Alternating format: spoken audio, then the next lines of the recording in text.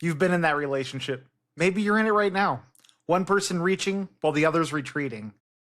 It's a dance until someone breaks it off, and the whole dance starts over with someone new. Here's what nobody tells you. Both of you are doing the exact same thing. You're both trying to protect yourself from the same fear. You're just using opposite strategies. We spent the last few episodes breaking down what anxious, avoidant, and disorganized attachment look like on their own. Today we're bringing it all together. Because the pattern only makes sense when you see how the styles interact.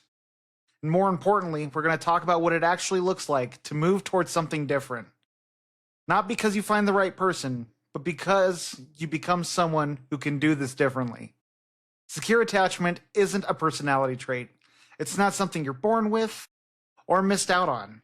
It's a practice. And by the end of this episode, you'll know exactly what that practice looks like and how to start bringing together the tools you need to live in alignment, not just with your relationship, but with yourself in those dynamics. My name is Michael Perry, and I'm joined today by Justin Gates. Hello. And this is the New Asha Podcast.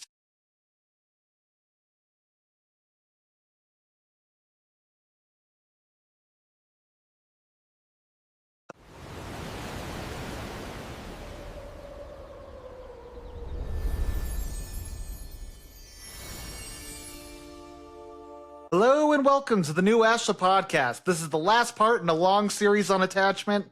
This is an area of work that I'm absolutely fascinated by. Mind you, we are not healthcare professionals. We are not psychologists. We are not mental health professionals either. We are just people who see these patterns, have, been a part of these systems, and we're bringing our insights to you to try to help you find alignment in your relationships and to give you food for thought. And I think it was important to go over in detail each of the attachment styles, but now to bring it all together and help you find sort of what this looks like in the interactions, but also how to really bring yourself back home, as we said in the hook. Yeah, we need this episode to tie it all together and then to move into secure attachments, because that's kind of the goal, right? It doesn't matter which one of these you find yourself in or found yourself in or find yourself kind of digging through. Secure attachment is where we're trying to get to. So this one's very, very necessary. If you go back to season 1, you will find we did shows on these attachment styles. There is one episode we did, and so Michael decided we needed to do, a series of 4 so that we can really dig into them and get more time, because a lot of you out there were like, okay, you guys are going too fast through that. So can you break it down for us? So we did. So here we are, part 4 of 4. Yeah. Well, and I think attachment, especially in the healing community, I'm starting to realize as I'm interacting more with people and coaching more and just teaching, that this isn't a concept that many people are actually knowledgeable in. And it's so important when it comes to trying to understand ourselves and the unconscious dynamics that lie under our surface. One of the things that always fascinated me when I got into this work is how that anxious-avoidant magnetism is. Because, when I finally realized what was going on, it explained so much of this pattern that I felt was so undescribable and so unique to me. And it made me feel a little more human. It made me feel a little more understood. And there's power in that, because that's when we go from feeling helpless to feeling hopeful. Yeah, well, these things are very misunderstood. They really are. And a lot of people would just call that, you're just not compatible, right? You're not compatible with each other. That's simply that. It's not simply that. And it may be from time to time, but I think it's more or less not simply just incompatibility. Bad chemistry, right, is what we would call it. Right? One person needs too much. One person gives too little. One person chases while the other person runs. One person is super emotional and one person is super stoic or distant. And a lot of times in this universe, the most simple answer is usually the right answer. But for these dynamics that we're talking about, it really isn't that simple. And that's where a lot of misunderstanding comes from. Well, and it's there's these wounds operating at the core of us. And I think when it comes to it, fear of rejection, fear of abandonment lies on all sides. But in the end, the ones that are at least at that conscious level of what these stories and narratives we start creating in these dynamics, for the anxious, it's you're going to leave me. And for the avoidant, it's you're going to consume me. Right. It's these narratives we end up spinning in dynamics. I was someone who was very much an anxious attacher. And if you look at the theme of the first year or so of each of my long-term relationships up until my first secure one, it was me fighting for the relationship, doing all I could to earn connection. I think this resonates with a lot of men out there because they're getting burnt out due to it's this constant need to prove ourselves until we finally earn connection. And by then we're burnt out because all of a sudden it's like, all right, I'm ready for some reciprocity. And it's just like, but I just slaved for a year. And they don't think about it like that. But resentment hides in those unspoken expectations of, I keep showing up. I need you to meet me here. Yeah. Well, it's invisible. And that's the trap. You just described the trap, right? It's invisible. Yeah. So I'll give you an example. People keep asking me how I'm feeling after my little brush with death, right? Well, the problem was invisible in me. So I didn't know there was a problem until there was, and now I'm not sure what the other side of that looks like, right? Same thing here. That's the trap. Both people are reacting to each other's defense mechanisms and using that as proof of why they should be scared, proof of why fear should lead. Because the more one chases, the more the other one withdraws. They're reacting to each other, right? It becomes like this self-reinforcing system. But that's why folks in these dynamics often feel addicted to what they're going through. Yeah. Because the moments of closeness feel like relief, but the moments of distance feel like withdrawal. The nervous system begins confusing activation with love, uncertainty with passion, healing with intimacy, or repair with intimacy, right? So, and if we throw in that old disorganized attachment, boy, here we go. Here we go. It gets even more confusing, as we talked about in that episode. That's where you really see the hot and cold play out, because it's just like they want that closeness, but the minute they get it, they start pulling away. So then the partner starts coming closer and they get further. But then the minute the partner's like, all right, I can't keep doing this, then they're like, please don't leave me. And it's just a total mind screw. Like, I kind of had that epiphany last episode. Yeah, I did too. Which lead me to ask you this question in case people are just jumping in to this series on this episode. If you did, please go back and listen to the other ones. It'll make more sense to you. But just to kind of reiterate this, people can kind of float in between two of these, right? If you're avoidant, you can also be disorganized. If you're anxious, you can also be disorganized every once in a while, right? You can kind of float back and forth. Yeah. It's like, I would say our initial relationship dynamics are what lead to what our trained behavior is.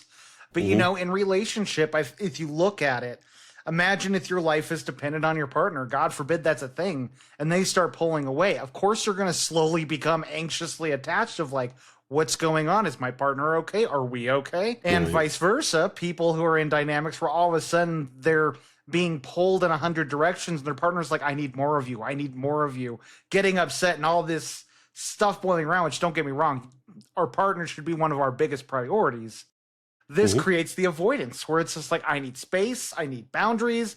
I am closing off, or just that one misunderstanding happens. This is a big one I see where it's like one moment of vulnerability that ended up causing a blow up where the other person didn't understand in that moment leads to the person slowly reclusing themselves, hiding their vulnerability. And this, Ashley, this is what we wouldn't call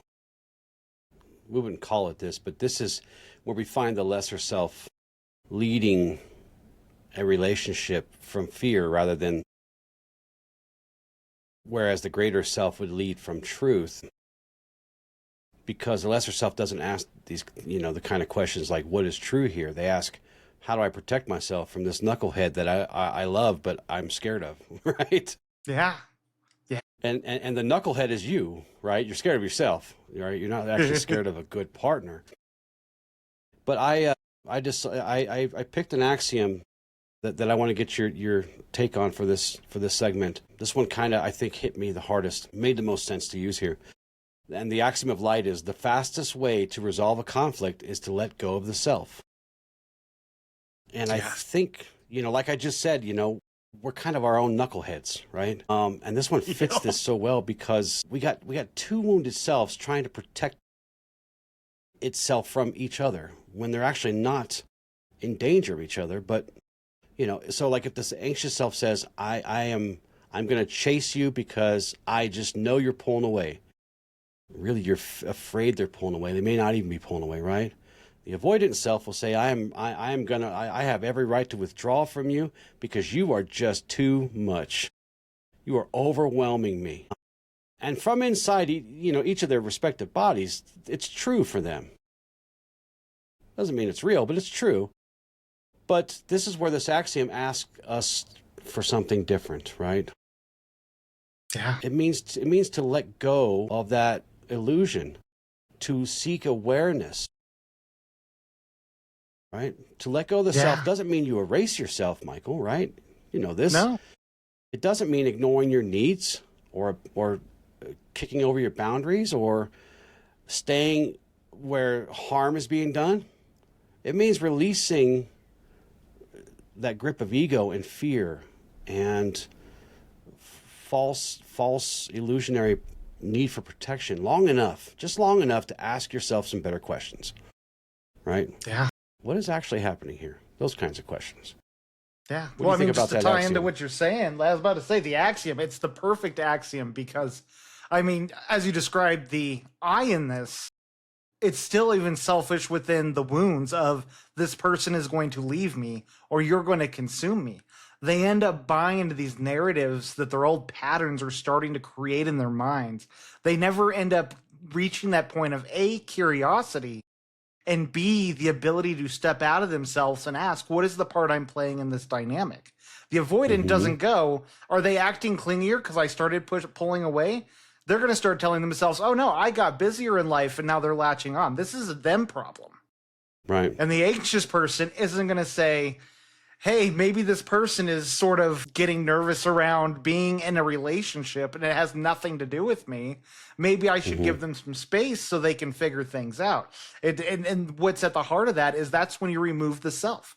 You remove everything having to be about you or what you want to believe about it and look at it with awareness and, again, with curiosity. Curiosity is like the magic pill for so much of this because if we get curious with ourselves and our partners, we can find what the truth is beneath it all and not just the truth we're creating it. Right. So, and I was going to ask you kind of a follow-up question there. I think people get stuck here because they do feel really justified, right? Because it's so absolutely real for them, whether it's real or not. Yeah. Well, I'll say, just coming from experience, before I got into healing, before I got into understanding the nervous system, and I think this is really what I see out in the world today. People don't understand that there's activation happening. And so as soon as that nervous system kicks on, they go straight into action. They go straight into the story. They go straight into whatever it is their body does to respond to these situations. Because the issue with relationship is it's not just an acquaintance at work. It's not just that one friend you met a while ago. This is someone you're trusting with yourself. Whether you're anxious or avoidant and you tell yourself otherwise, this is a very vulnerable connection. And I don't mean the connection's vulnerable, but who you show up as is.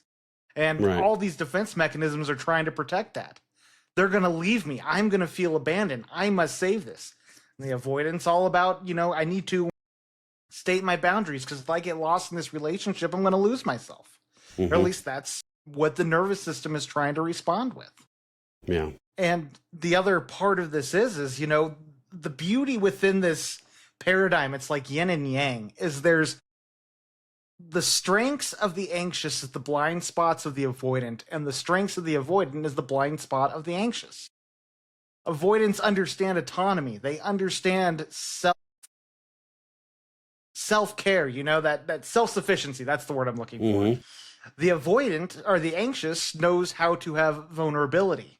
They know how to express themselves and say what they want It's this, and that's the unconscious attraction, right? That is what magnetizes us, because the unhealed parts of ourselves is the exact thing we're attracted to in a partner.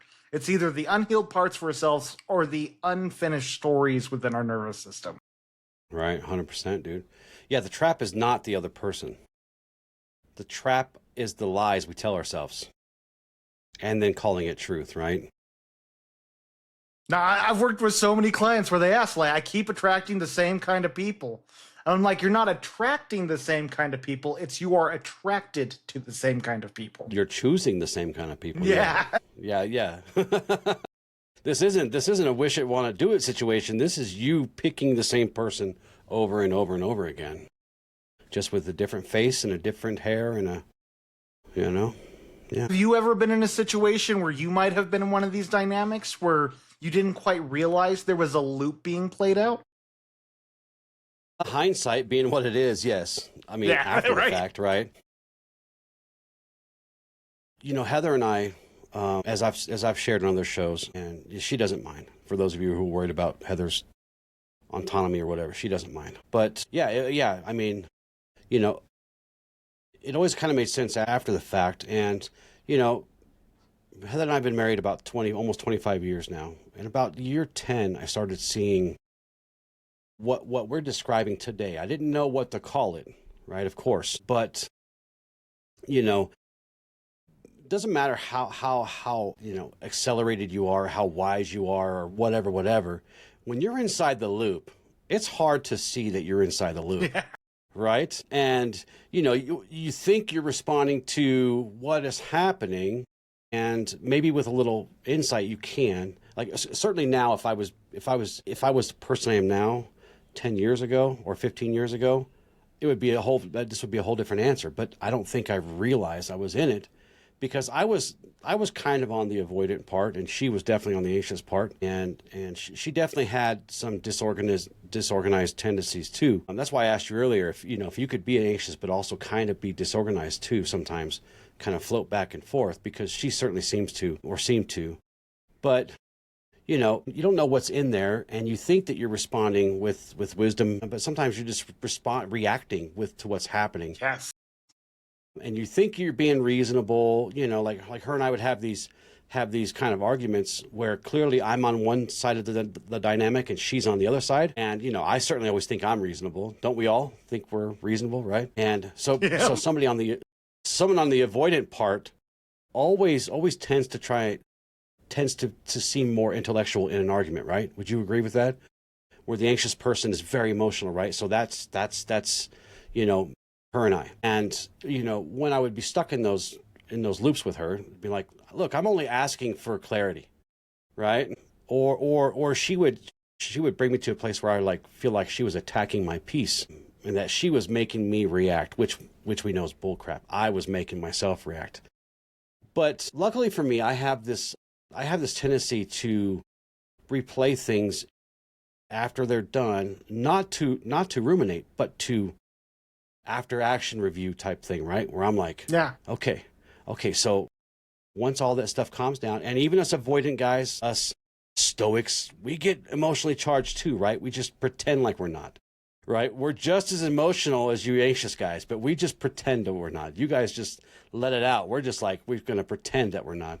And then, you know, you start to realize I wasn't just responding to this, I wasn't just responding to her.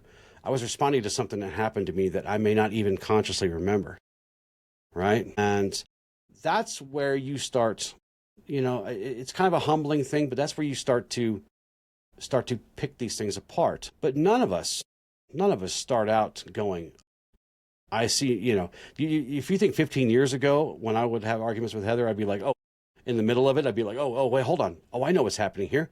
You're very anxious and I'm very avoidant.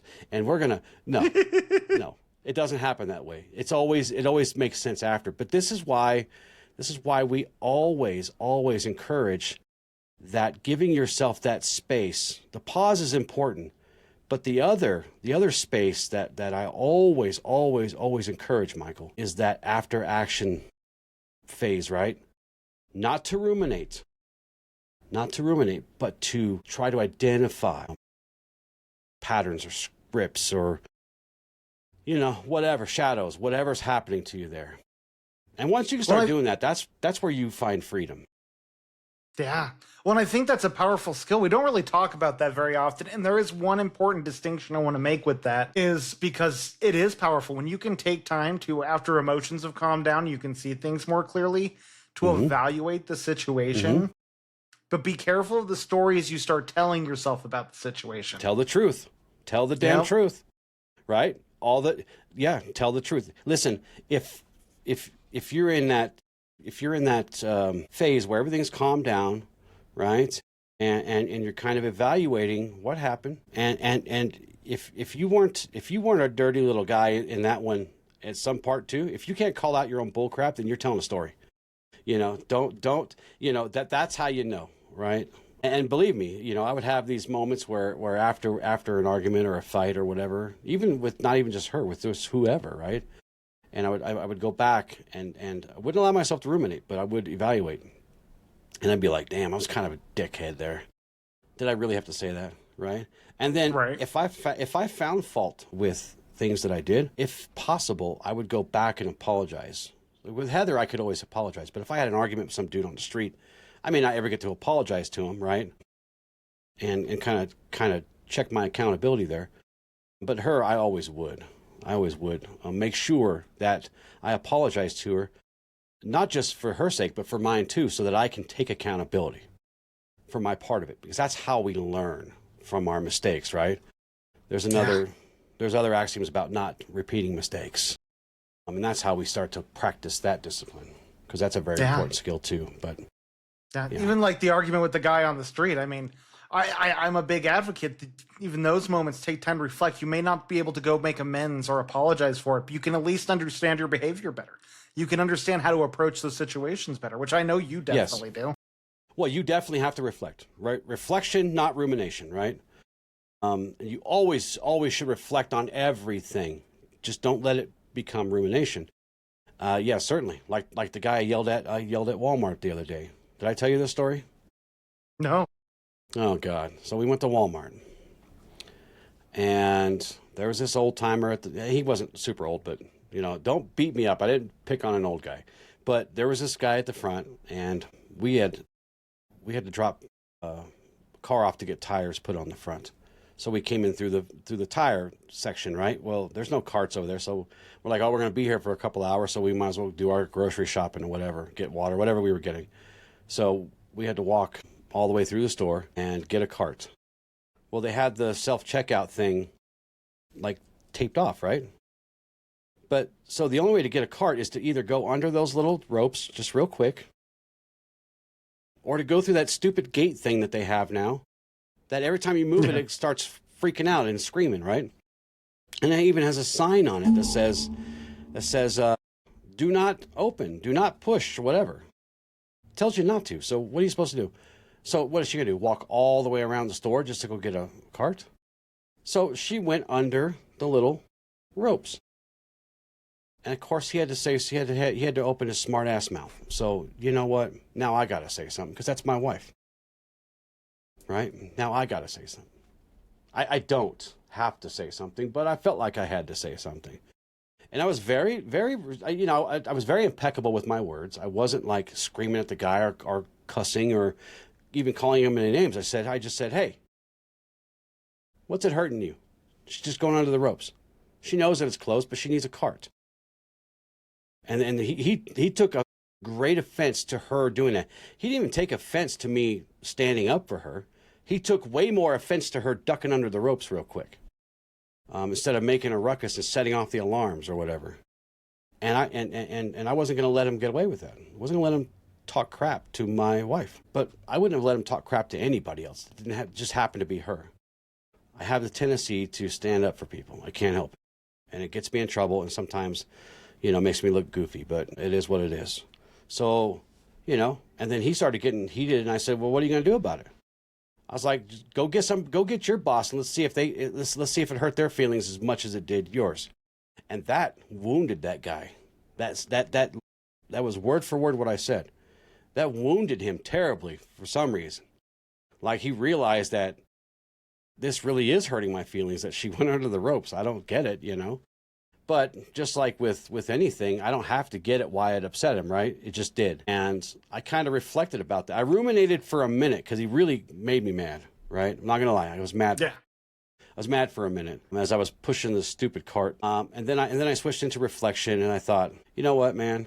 You know, I could have just let him say whatever he said, because he said it under his breath. Like, he didn't want her to hear. And I just kind of thought that was a little chicken shit. You know what I mean? Like, if you're going to say something, say it out loud. But, you know, had I not heard him say anything, would I have ever responded? I probably wouldn't have. I'd have just sat there, right, and waited for her to bring the cart. Now, Heather heard him. She was just going to let it go. Heather is the better of the two of us that day, right? She's going to let it go. Half, yeah. Yeah, she's going to let it go. But I'm not going to let it go. And I reflected about that. And I thought, you know what? I should have just, you know, I could have just let it go. You know, he might be having a bad day. He might hate working there. I don't blame him, you know. He probably catches crap from people all the time who don't want to show their receipts or you know, actually cuss at him and call him names and stuff, which I didn't, but I'm sure he catches that a lot. But anyways, I did reflect on that, and I never could find him again. I don't know if he left or went on break or whatever, but you're right. It is good to reflect on those things so that, you know, next time I can, you know, look at a guy, and if he isn't hurting, you know, his words aren't going to hurt her. I should have just let it go, right? You know, Yeah. that's the Ashla thing to do. That's the knightly thing to do, right? He's not hurting her. She's not hurting him. He has a wound that he needs to speak from. But what does it hurt me? For some reason, it just pissed me off that day. I didn't get angry, like I said, but I still kind of like called him out. I was like, hey, wait a minute, pal. Don't talk to her that way, right? Don't talk to her that way, because now I have to defend her, which I don't. She's a big girl. She can defend herself. You know what I mean? But anyways, I kind of went off on a tangent there. But that's kind of, you know, everyday things. We should be reflecting on all the things we do, the things we think, the things, how we feel we should be reflecting on.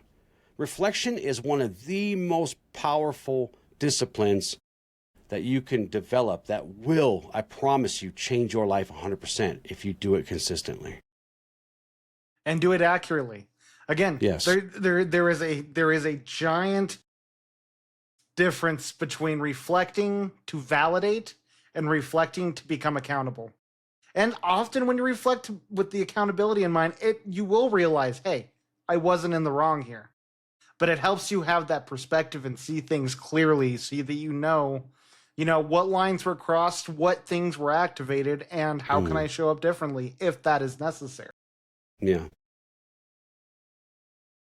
So I think that often in these dynamics, a lot of self-awareness, there is self-awareness, but when it comes to understanding our patterns, we can be blissfully naive. I know I was.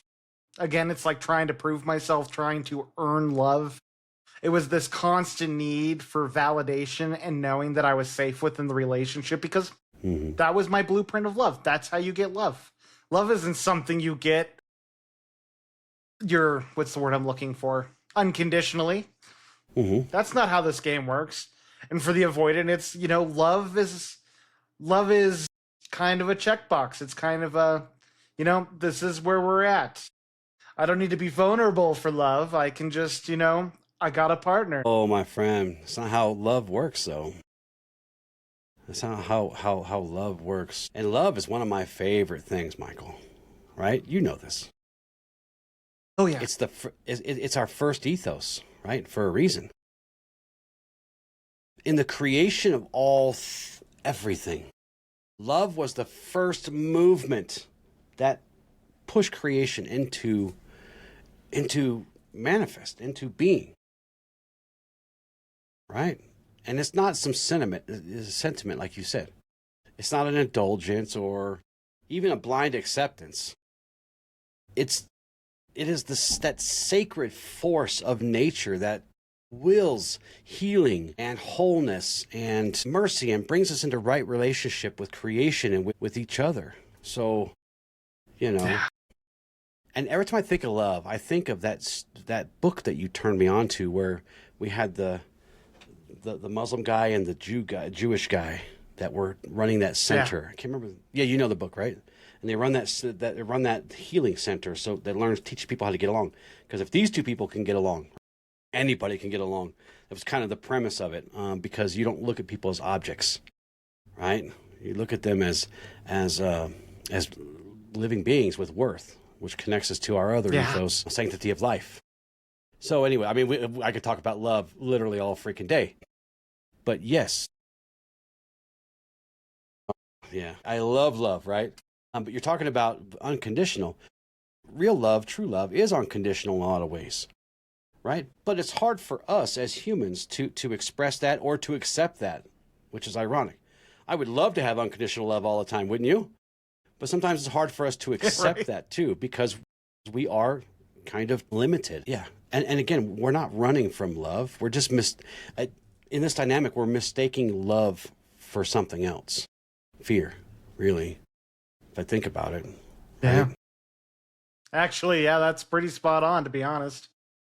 Right. Because I mean, it's like, the anxious. Yeah. Your partner's not evil, and your partner's not crazy. They're just human beings like you who really wants and needs all these things that we all want to need but don't want to admit it, or sometimes we don't even know. Well, I think this is a good point to really talk about, like, how do we create secure attachment? What does secure attachment really look like? And I think this is very pivotal, because it's when we start looking at love through the lens of understanding. It's where we start having not just the avoidance autonomy and the anxious emotional scope. It's the culmination of both. It's learning to live in trust. It's learning to create communication without judgment. It's learning to hold space and receive that space. Yeah, it's certainly not finding the perfect partner. No. You will spend your whole life doing that. Right. Because you don't need a partner that's perfect. You need a partner that's present. Right? Presence. And a lot of times we are present for each other. Not all the time. I'm not always present for Heather. I'm not always present for you, brother, right? I try to be. But, I mean, I'm not the perfect friend. I'm not the perfect husband. I'm not the perfect teacher or mentor. Right? But I try to be present as much as I can. That's where we have to start. We have to remember that we have to be present for each other. Sometimes I got to hold your 20%, man.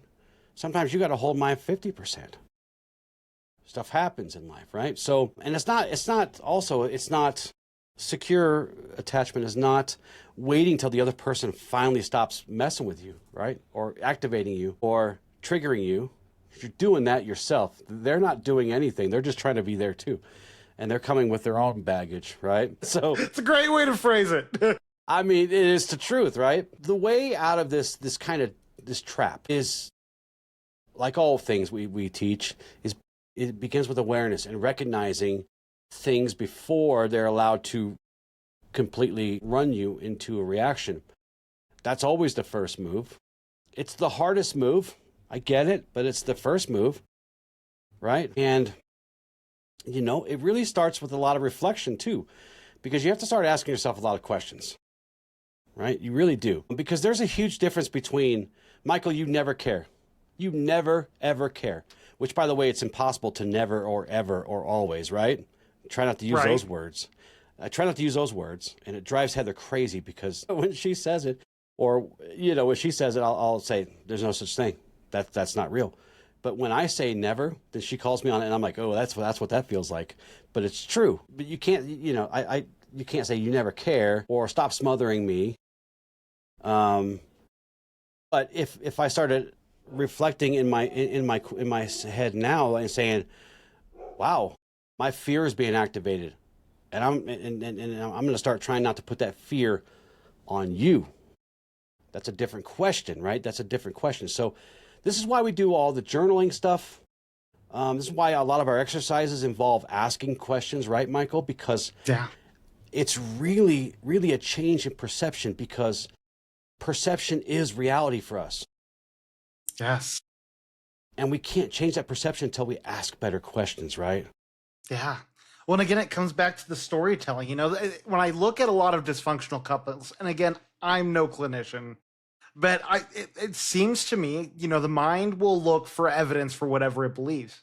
And when we're in relationships and we don't end up working through our issues, having the hard conversations, trying to have curiosity to understand our partners, we start telling these stories. And the longer that story goes unaddressed, the more it becomes your reality. It goes from, my partner didn't notice I was happy today, to my partner really doesn't care about me, to, this guy is not even checked into our relationship. All the while, he probably felt rejected at some point, and then he started pulling away because he's telling his own stories about how it's this thing that happens because stories are powerful. Perception becomes reality. And once it starts bottling up and the weeds start growing around this belief, there's stuff growing on both sides, and working through that becomes so much harder because of the resentment that builds, because of the opinions that we now create as fact. And it becomes so hard to have those hard conversations without going into reaction because it's so bottled up that the minute you try to just pop the lid a little bit to let a little out, it goes into blame and attack and shaming and I feel this. Axiom of light: do not compound matters by repeating mistakes. Mistakes are one of the greatest things we can do once. They teach us. They bring things into perspective, right? Secure attachment is not about becoming perfect, as I said. It's about learning to not feed the same monster, the same shadow, the same cycles. Forever in your life, a lot of these old scripts, a lot of these old wounds will come to the surface. That's just, I'm sorry, it's just the way it is. Healing doesn't mean completely forgetting or getting rid of things, right? We try to integrate. And this is where the pause becomes powerful. These old patterns are going to show up, but we still have power over them. And we must embody these things. We must sharpen our awareness. It's not just enough to know what your attachment style is, right? It's not even enough to know, to understand that there's a loop going on. The work is learning to recognize before fear takes completely over, right? To recognize the moments where you can choose a response instead of reacting. And that's where this axiom is important here, right? So, and what that'll start to look like and feel like is that you'll start to regulate before reacting. So this is how I know I'm in a secure attachment style. And I am pretty much now at this point now with everyone, right? I know that I'm in this now because I can see my body calming down before it spikes, before I react, right? Notice I said I start to see it now, that I do see it now, that I can respond. Because guess what, Michael? It still comes up. I still react. My body still wants to freak out. That part never goes away. No matter how good you get. I want to make that clear. I don't want to promise anybody some miracle healing, right? The healing is when you can regulate before reacting. And you'll feel that, and you'll see that, and you'll notice that. And you may, like, sometimes I'll even chuckle to myself now. When someone sets me off, dude, when someone triggers me, of course I still get triggered. And I'll go, damn, you almost got me. In my head, I'm saying this like, you almost got me, man. You almost got the Hulk out of me, dude. Right? So that's what it looks like, and that's what it feels like. There's no perfect healing. There's no perfect anything. It's about presence, right? But this is where people need real tools, Michael. Like we've always said, insight's fine, but we need integration, right? It's okay to understand this stuff, but it's another thing to still be activated and still be able to choose. What's one thing, at least one thing, like a behavior or a practice that has moved the needle for you, or you've seen other people where they can actually make a real difference? What's one tool or one behavior or one practice? One practice that I am a big fan of, I've brought it up many a time on this podcast, and this is the best thing you can do. If you're someone in the heart of these attachment styles that is learning how to cope, learning how to communicate, a freaking couples journal is one of the most magical resources you can have. You get flared up, you get upset, you even don't have the pause and you have a reaction. Afterwards, you write in the journal, hey, This is what was going on inside of me. This is what came up. I did not mean to be as offensive as I was, whatever it is, as long as accountability follows. An apology without changed behavior, or at least shown effort in changing behavior, is just words. But the journal allows us to, if we don't react, if we just freeze up, lock up, it's a place where we can express ourselves without feeling the fear of being talked over or not being heard, and your partner can respond in kind. Allison and I, we moved in together. We were both working through a lot of relationship trauma. And that journal became a source of gold when one of us got activated because, if something came up, we'd write in it, we'd put it under the other person's pillow, and they would find it, they would read it, they would reflect on it, they would sit with it. And then there would either be accountability, there would be, how can we work through this or have better communication? And it was just coming up with strategies. And we used that journal probably weekly, then monthly, and now we haven't touched it in a year because we have communication now. We've cultivated that trust. Trust, yes. Perfect. Trust. Yeah. That I know my vulnerability won't be used against me. Well, trust, and this will be my closing statements for the show today. But trust, so important. Trust allows us to start the regulation before the reaction, and trust allows us to repair after a rupture, right? Because we're not always going to catch it. I don't always catch it. Sometimes I punch a hole through everything and then I go, shit, now I got to fix that. But there has to be repair after that, right? Yes. That's where the resentment starts building. That's right. So trust each other, trust yourself. Start building that, but don't force it. It will happen naturally if you start communicating, right? If you start being respectful and communicate and be honest, especially with yourself. That's where we get in trouble, because the greatest lie ever told, Michael, is the one we tell ourselves, right? Not all at once and never perfectly. Don't tell me ever you're trying to do something perfectly, because I'm just going to flicking the third eye and say, stop it. We're not going to do that, because you can't do that. One win or loss at a time, man. And you may have 2 or 3 wins and you might have a loss, but that's where you remember. If you can win by regulating before reaction, great. But if you slip up and you create a rupture, repair. That's just as good as a win, though, right? Because we're learning to do both on both sides of it, but one moment at a time. So as you move forward from this episode today, I want you to ask yourself some questions, and ask yourself the right questions. Do I chase because I'm afraid? Do I withdraw because I'm truly overwhelmed, or I'm just truly annoyed, or whatever the case may be? But find the reason that you're withdrawing. Where you push people away, but then panic when they leave, it's time to stop and look at that, right? Look at that. Because this trap is as old as time, but it's really just an old script disguised as truth. So, find a way to have awareness. Find the way of truth. Repair after rupture. Try to regulate before you react. Right? And tell your friends about this episode. Send it out. We all got friends. We all have friends that could use a reminder. So it's a good show. It went a little long, but it's a good show. Sometimes they have to go a little long, right? Right. And hey, we're wrapping up an important series because I think a lot of the people we interact with, a lot of their suffering comes from these wounds, from these styles. And it's important that, I've come to realize that there is a core theme in my coaching practice and my teaching practice, and it's what I teach people is congruence. Now, congruence is alignment with how you perceive yourself and how you act. And the most important part of congruence isn't, I am going to do this perfectly from here on out. Congruence says, I am now aware of this issue and I will work on it.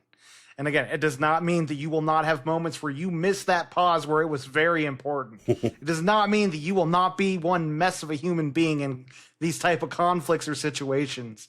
But you can be aware and also hold yourself to a standard of, I will keep trying and improve each time. And I promise, as you do, things will get easier. Things will get better. For me, the pause was a superpower that took me a couple years to cultivate. And now it may not be perfect. But I now have that awareness whenever I get activated to be like, hold on, there's something going on under the surface right now. This is not tied to the moment. I am safe right now. I taught you a great many things, Michael, and I still have to repair after rupture. Yeah. I just do. Right? Because I'm human. Ain't nothing wrong with that. Not at all. It's part of living. Even the great yogis of old, they had their moments. Mm-hmm. So for our exercise today, I think this one's going to be pretty simple and straightforward. It's just, reflect on a moment recently in a relationship, and it doesn't have to be romantic. It can be a friendship, family, but it's a moment where you felt activated. I'm not talking about the blow up that came after. I'm talking about that one moment right before you did. And ask yourself, what did I immediately tell myself about what this meant? And I'm not talking about the argument. I'm talking about the story that you started telling yourself to create the reaction.